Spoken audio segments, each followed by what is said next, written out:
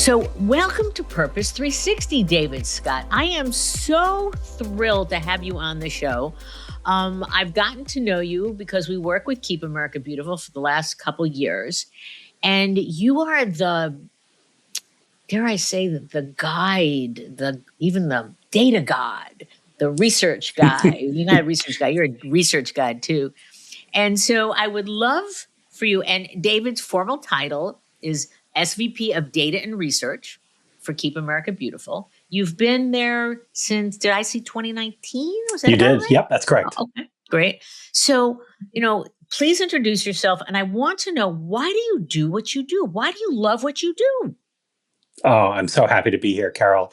It has been such a joy working with you, and I'm so happy to be able to just have the chance to chat a little bit more about it with you here. So, yeah, as you said, I lead data and research at KAB, and what that means at the organizational level is, we're bringing national scale evidence to understand how to make our communities, cleaner and more beautiful places and thriving places for people to live and work and play in. So why do I do what I do specifically is what really fascinates me is human behavior. Why people do what they do, both good and bad, I have to say. And that's what led me to this work in, both at Keep America Beautiful and previously, really trying to get to the heart of that, because at the end of the day, whether it's at the organizational level or at the individual level, making better decisions is where we get to better solutions. Excellent. Oh, I love that. So you're not just a data guy at all. You're No. a data guy. You're a data guy covered. If I was cooking, we would have all sorts of different flavors and such, and it would just be the most delicious meal because it wasn't just one thing. I do love a good diverse meal. Yep, I like to try to pull it all in. I love to hear people's stories. It's not just about the data; it's about how they live their daily lives, what's happening in their community, and we use data to understand what's working and where we need to make improvements. Great. So today we're going to talk about the litter study. And I'd love you to go back because there is a baseline that Keep America Beautiful, I guess it was 1968, which is, that was a very tumultuous year, by the way, that the organization conducted the first study. And you told me in our prep that you go back and you frequently look at it. So what did you learn from that as a baseline? Yeah. So as you know, Keep America Beautiful was founded in 1953 as an organization and almost immediately started conducting research. And then, as you noted, in 1968 and 69, the organization completed what really became the benchmark for litter study research around the world. Since that time, litter research expanded to Australia, Britain, Sweden, and wonderful things happen around the world. But it really launched back in the 60s. And in that original work, it looked at why people were littering, what it was that they were littering, and where they were littering. And we have expanded so far beyond that, but that really remains at the core of the work. And so today, just like we did back in the late 60s, we are still looking to understand, just from a metrics level, like how much litter is there per mile along roadways. But now we do so much more. In fact, we've, the one that we've just completed is our fourth major national comprehensive litter research study.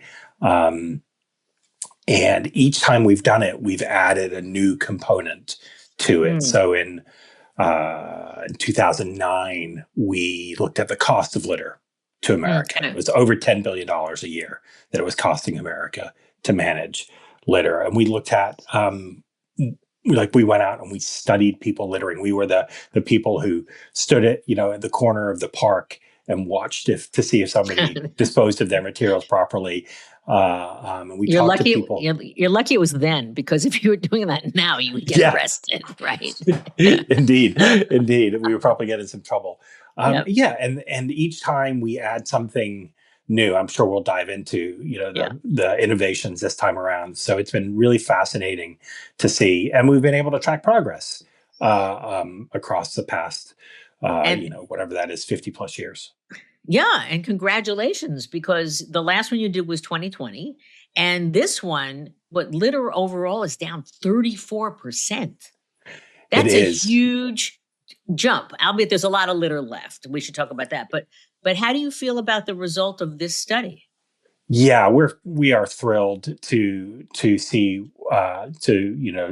what we found with the study, and we are, we this is a very rigorous study that we conduct. We send professionals out into the field, into hundreds of sites around the country, 700 sites to be specific, Mm, and these are all engineers and scientists who are trained in the methodology of understanding what litter is. And we love citizen science. Our yeah. affiliates in the Keep America Beautiful network use citizen science to understand progress in their communities on an annual basis. But for this work, it's very, very rigorous. So we know we went back to the exact same sites that we went to along roadways and waterways from 2020, so that we would have a true apples to apples comparison of the two studies from 2020 and this year. And like you said, we found a 34% reduction along roadways and waterways in litter. Now that to put the number, that was about 50 billion in 2020 down to 32.6 billion here. So we are thrilled with the progress. We had no idea whether litter would be up or whether it would be down. Mm, So we were thrilled that it was down. But also 32 billion pieces of litter is still an unbelievable amount of litter. So it's definitely progress, but not, we have not won the fight by any stretch of the imagination. now, billions, that's really hard to even fathom.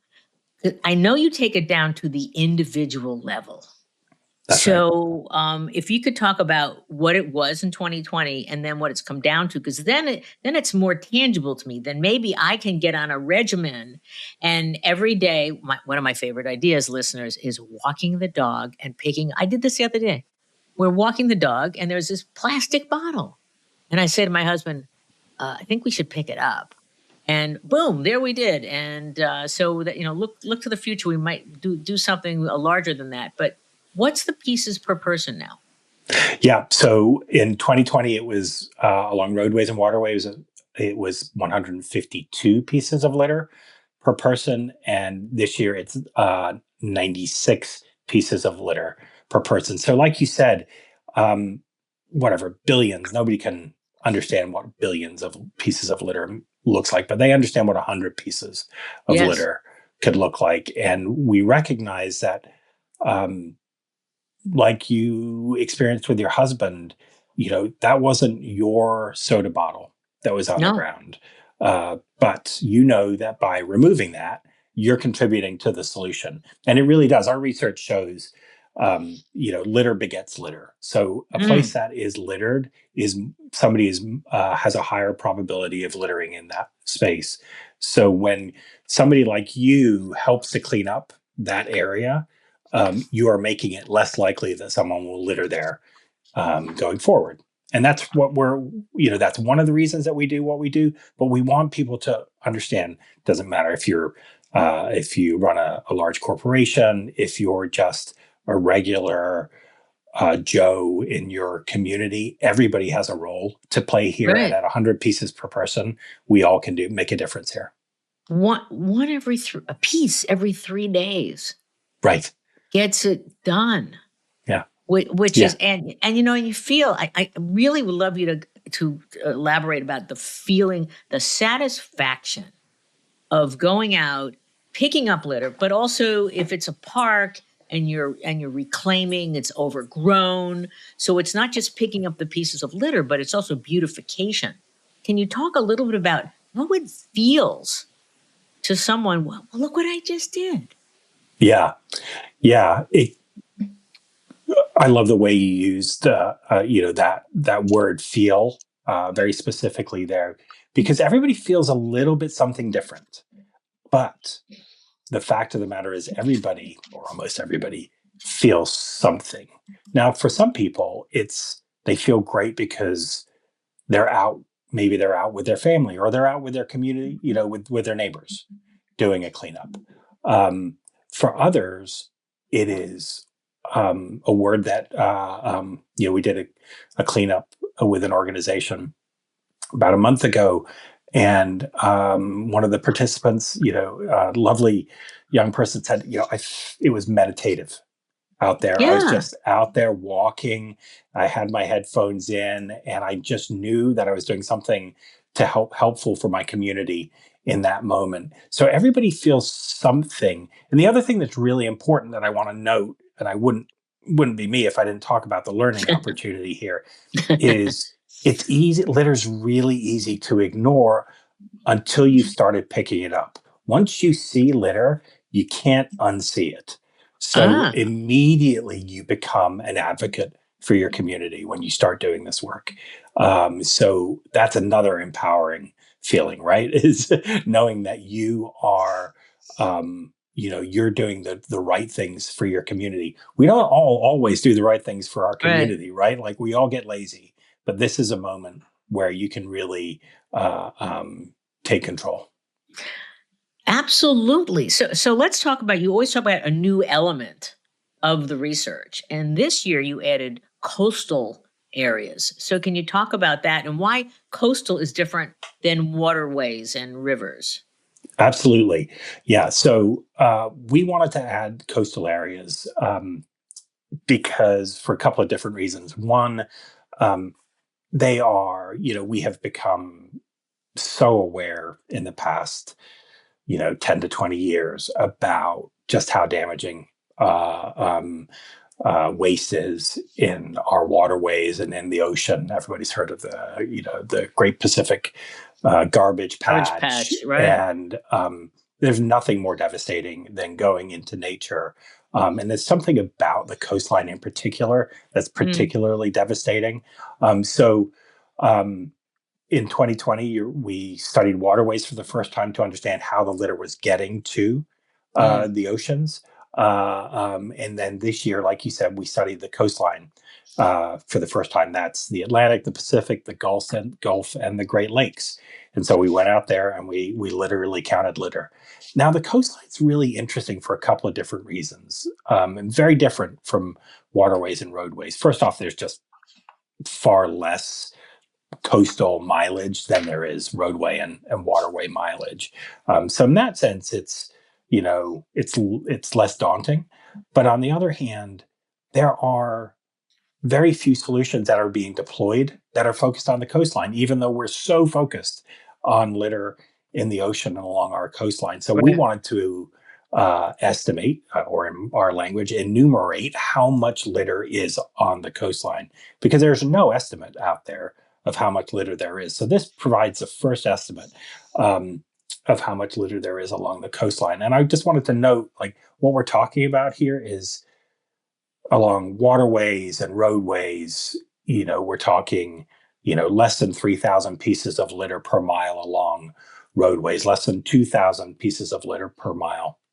Is that good? Oh, Is yes. less, is Well, that good? well, well, when you compare it to along the coastline, we estimate that there are nearly 17,000 Wow. pieces of litter per mile along the coastline. And that's just an eye-opening number Mm, to know that there's multiples higher litter along coastline.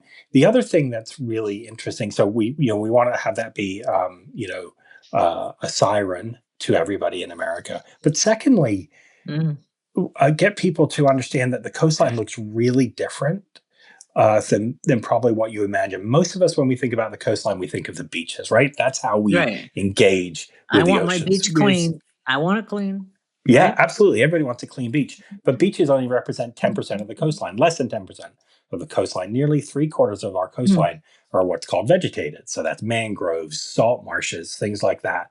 And there's far more litter in those mangroves and salt marshes than you find along beaches. And the litter along beaches isn't representative of litter in America, where the litter in those mangroves looks Mm. a lot more like the litter that we're finding on roadways. So the problem that we have, we need new solutions to Mhm. address coastal litter because the stuff that we're doing along roadways and waterways isn't working. Okay, so let's just talk. I'm going to just throw out a few numbers, and then we'll have some more fun. Um, so things that are down: plastics down 24%, papers down 45%, glasses down 34%, metal down 30%, organics 77%, smoking and tobacco products down 60%. But then there's some up. There's Yep. two areas that are really interesting because and I want you to talk not just about what is up, what are the numbers that are up, but what might that reflect in terms of our consumption and engagement in our lives? Yeah. So we look at this, like all good scientists, we have a very detailed methodology of how we Hmm. evaluate what litter is, and so we identify the material of every piece of litter uh, that we uh, uh, that we see, and we also identify the product to the extent that we Hmm. can. Hmm. So at that material level, like you mentioned, all those generally good news on the sorts of materials that are of products that are being littered. The one dark spot was the category that we call tire and vehicle debris. And that was up significantly. Tires alone, like an entire, the whole tire, not the shredded piece of tire, but a whole tire. Whole tires are up nearly 80% in littering Mm. in this study. That's tremendously problematic because tires are they're just terrible Mm. for our environment. They're breeding grounds for mosquitoes. They can leach pollutants into the water, and just and they're incredibly costly to have to deal with after the fact. And why they're up, driving is definitely up in the past 5 years, but that doesn't explain the increase altogether. The thing that gets really interesting as another example is cardboard. Cardboard is up Hmm. 50% in the past 5 years. Now, that one is easier to tie to consumer behavior because in the past 5 years, we have all become online shoppers. You got Um, it. Yeah. and and it is important to recognize that waste and litter is just unmanaged waste. That is literally the definition of litter, is that it's unmanaged waste. Unmanaged waste. And so when we consume something Hmm. and we consume more of it, it is more likely to end up in the waste stream. And so, not surprisingly, cardboard litter is up because consumer consumption of cardboard is up. Also, the challenge, right, as we all know, well, I don't know that we all know this. Cardboard is incredibly recyclable. It is one of the most Mm. valuable products in the recycling stream. So it is, when I see cardboard out there in the piles of litter, that's literally cash sitting on the ground. Cash on the ground. So, I just have a question to ask. You see on Instagram, you have all these box cutters. Mhm. The box cutter changed my life, whatever. Do I have to cut up my cardboard boxes to put them neatly into my recycling bins, or will they take boxes writ large? Yeah, it's one of those. The answer is going to be one of those things that all Americans are going to have to get comfortable with. Is it varies from By community to community. municipality. Yeah. And, understanding once or twice a year what your community is asking of you with your waste is, I think we take it as second nature. Just like we go to the dentist for a checkup and a cleaning every 6 months, understanding a couple of times a year what your community is asking and or demanding of you as it comes to waste is helpful. So in my community, we have to fold it. We don't have to break it. We don't have to do anything more than that. We just have to Hmm. fold it. But I do know others ask that it be bundled or whatnot. I feel kind of ashamed. My neighbors so neatly cut up every single cardboard box. And I'm going like either they're buying a lot or they really like to use that little cutter. But anyway, hey, I want to ask you I want to ask you a question. We still have 35 billion pieces of litter out there. So is there such a thing as a litter bug? I mean, I remember growing up, like in the PSAs, and it said, don't be a litter bug. Is there a type of person that just litters? uh, I think I'm uncomfortable in saying this, but the short answer is probably yes. The answer I'm much more comfortable with. Um, and as I mentioned before, I'm fascinated by human behavior. We all have a propensity to do either the right or the wrong thing. And so we are all at risk of littering at some point in our lives. So the work that we need to do um, across the country, in our communities and across the country, is it's a lot easier to reduce the probability that anybody's going to litter than it is to say, aha, there is the litter bug. It is Okay. much more effective to work Yeah. over time consistently to say that we all have a role to play here. Because even if there are people who are highly likely, much more likely to litter than other people. That's what I would use to define a litter bug. It's a really small percentage of the public. What is much more likely, and I use this always as an example, having had small kids of my own at one point. What's much more likely is somebody who is highly unlikely to litter, who puts their coffee cup on top of the car and Mm. forgets about it and drives off, or the receipt blows out of the car. Oh.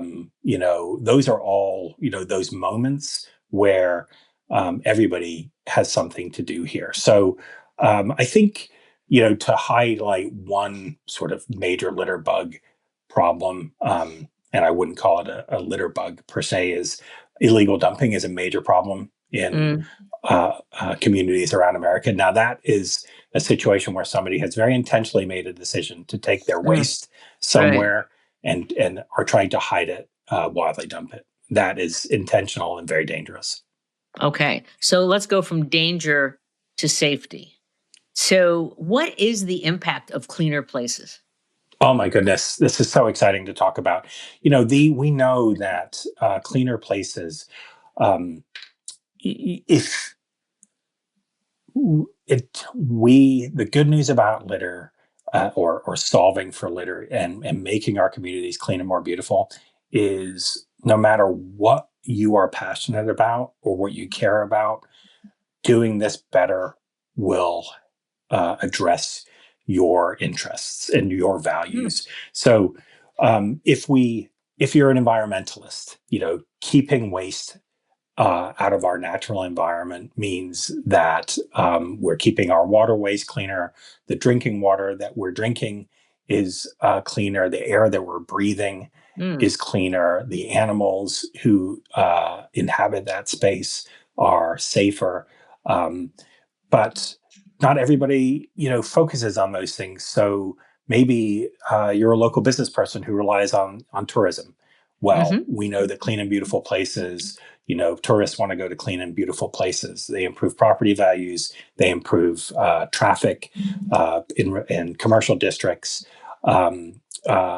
We know studies have shown that cleaner places are safer places. Crime is reduced when spaces are clean and green, and the investment that we make to clean those spaces up is returned multiple fold in the reduced costs to the community. So it's cheaper to keep your community a safe, clean place. So whether it's safety or tourism or businesses or property values or the environment, keeping our communities clean and green and beautiful benefits everybody. Oh, that's very well said. I love that.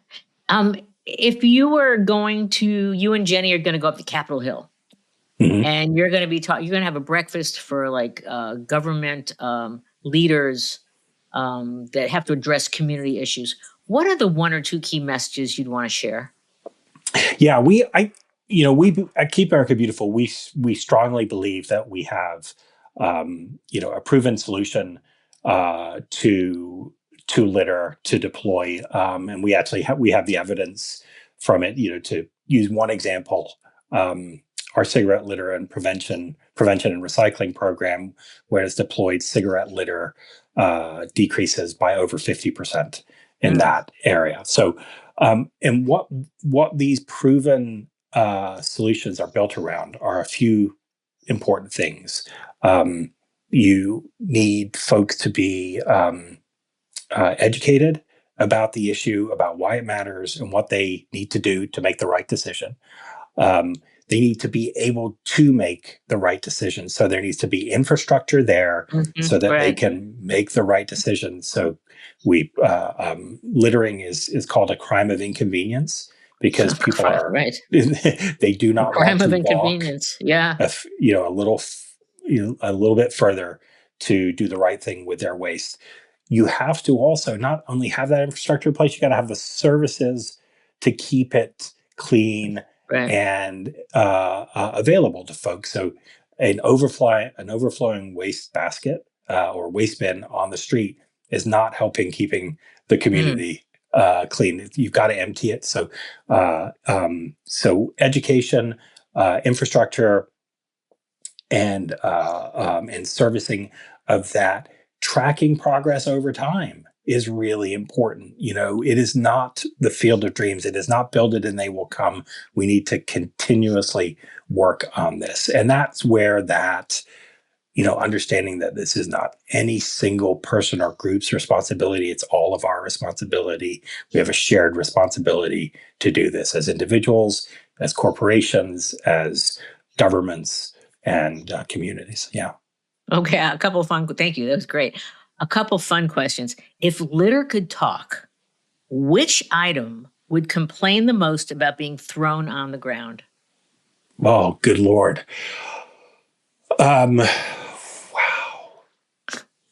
Uh, I'm going to go for.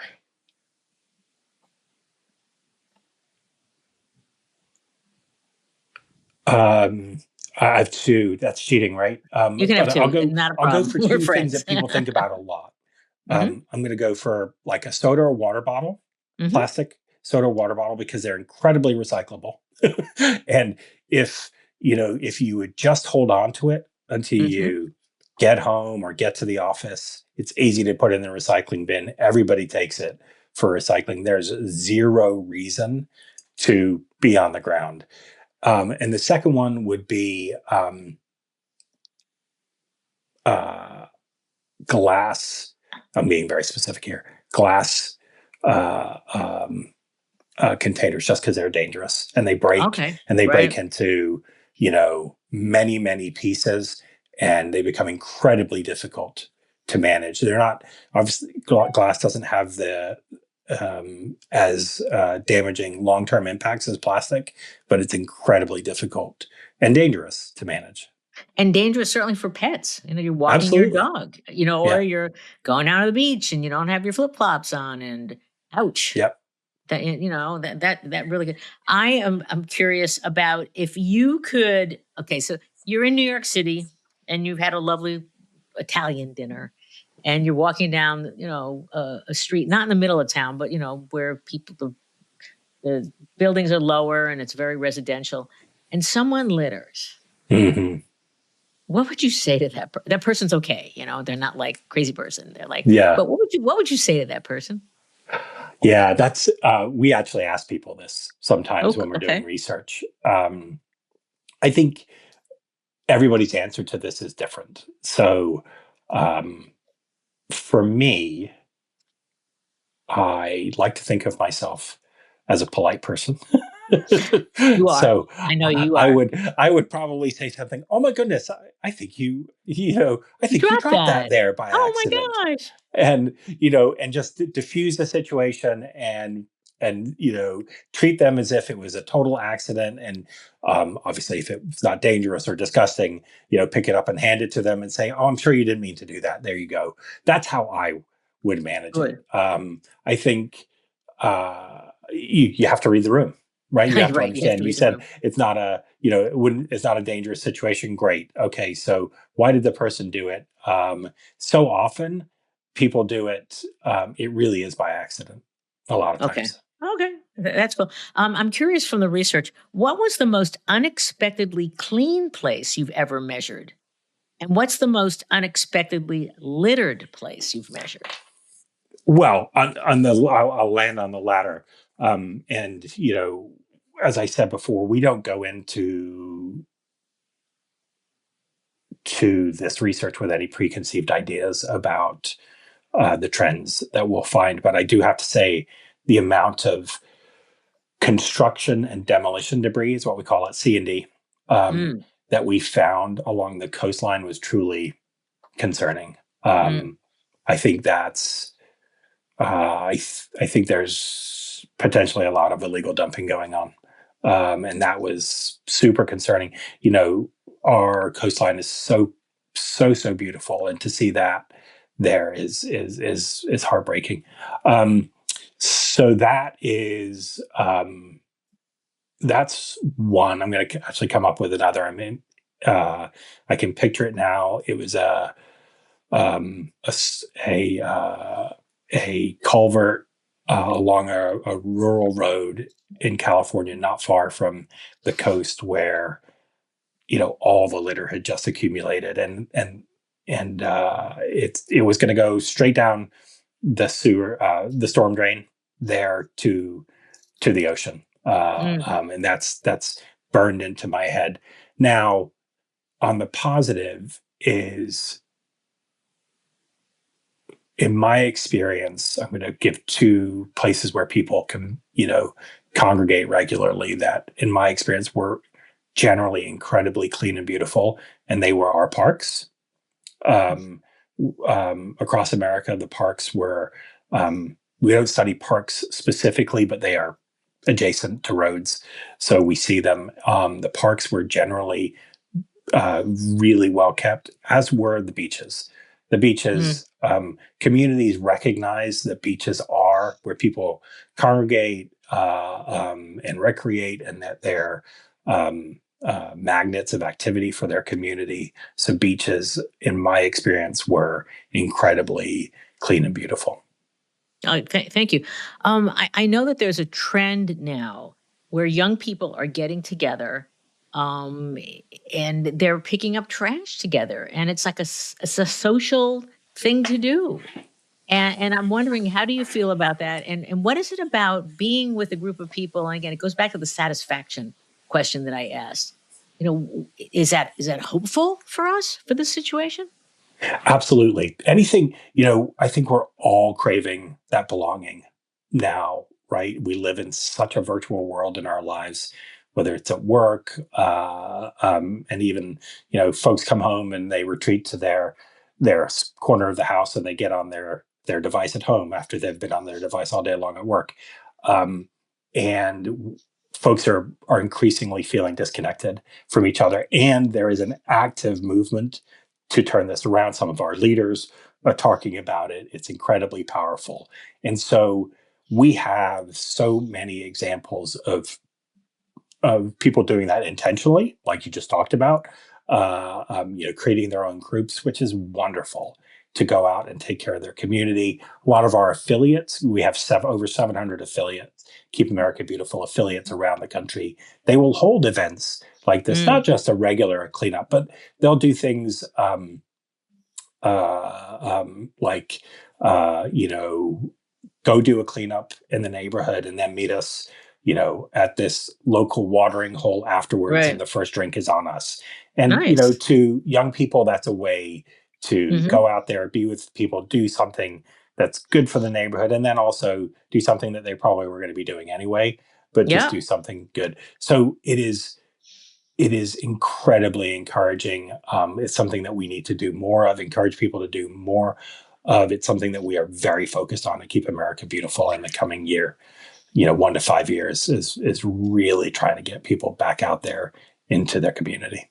And for those of you in companies, whether, this is such a great employee engagement event. I know that, kitting is a big thing. The companies are coming together and they're building kits for care and such, which is great. But getting outside around the factory, the plant, the streets leading up, the parking lot, the parks, the schools near you, and for 2-3 hours getting together. And I know that Keep America Beautiful has these cleanup kits. They're really inexpensive. You can get them. You can share them with your teams. And then it's instant satisfaction. And I know that we live in an instant satisfaction world. So if there are any organizations out there, you can reach out to Keep America Beautiful and put together some of these employee events. And then at the end, you can have a barbecue or you can have a cookout or something like that. So it's great. We unfortunately have to wind this down. This has been a lot of fun and interest because this is more than litter. It's a socioeconomic issue, and it's a people issue, and it's a pride issue, and a satisfaction issue. So I always like to leave the last words to my guest. So David Scott, how would you like to leave it? Oh, it's been thank you for the opportunity. It's been so fun to chat with you, Carol. And share with others, what I get, legitimately fired up about. I would just encourage, the folks listening to the podcast to know that the work that we do at Keep America Beautiful, litter as one example. We also do lots of work around greening and planting and things like that. But focusing on litter, it is just a great way to engage everybody at every different level. The youngest of the young to the oldest of the old, the folks who want to do it by themselves versus the folks who are searching for community. And like you said, a great team building opportunity to go out and do something together. It is an easy on-ramp to addressing so many of the challenges that we face in our communities and in our society. We, really want folks to, just take the first step. Whatever the first step is for you, you can sign up for an email. We'll send you stuff to help you get started. If you're ready to start cleaning up, we'll tell you how to do that. There is a place that we can meet you to help you reach your goals, whether you're a large corporation or just one individual in a community wanting to make a difference. So go to kab.org, see what you find. Super. Well, this has been congratulations on the litter study. Congratulations on the numbers going down significantly. We know where we have to spend more time, and there's still 35 billion pieces that if each one of us, guys, remember, 96 pieces a person. If every third day we picked up something, and also we didn't throw things out by accident. We know most of it's by accident. That coffee cup off the top of our car. That we could have just beautiful, beautiful, beautiful communities and streets and neighborhoods and better sense of meaning and belonging with our neighbors. So thank you so much for the conversation. It has been wonderful.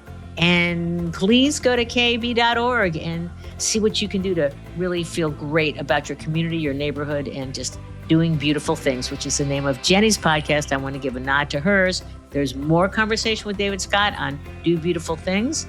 And for Purpose 360, thank you, David Scott, for the conversation. It's been great. Thank you.